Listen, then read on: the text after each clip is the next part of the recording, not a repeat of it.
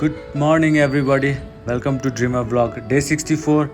So आज हामी train गर्नेछौँ आर्म्स एट होम। दिनको सुरुवात हुन्छ हाम्रो कफी पिएर, त्यसपछि हामी निक्ल्यौँ क्लासको लागि।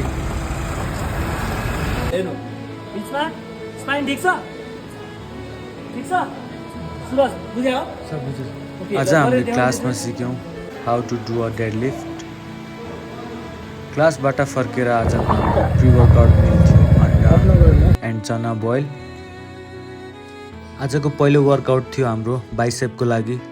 हामीले गऱ्यौँ डम्बल कर्लको 3 सेट 30 रेप्स इच सेट। नेक्स्टमा हामीले गऱ्यौँ ह्यामर कर्लको 3 सेट। ट्राइसेपको लागि हामीले गऱ्यौँ डम्बल किक ब्याकको 3 सेट 30 रेप्स इच सेट।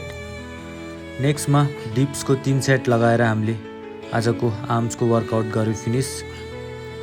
आज जिम गएर हामीले गऱ्यौँ ह्यान्डस्ट्यान्डको प्र्याक्टिस। ह्यान्डस्ट्यान्ड गऱ्यौँ भने हाम्रो माइन्ड मसल कनेक्सन इम्प्रुभ हुन्छ र साथै हाम्रो पोस्चर पनि इम्प्रुभ हुन्छ। आजको हाम्रो क्वाइट अफ द डे थियो, if you can do great things, do small things in a great way. लास्टमा पोजिङको प्र्याक्टिस गरेर हामीले आजको वर्कआउट गऱ्यौँ finish. Hope you guys like the video. Thanks for watching. Stay safe, stay healthy. See you tomorrow.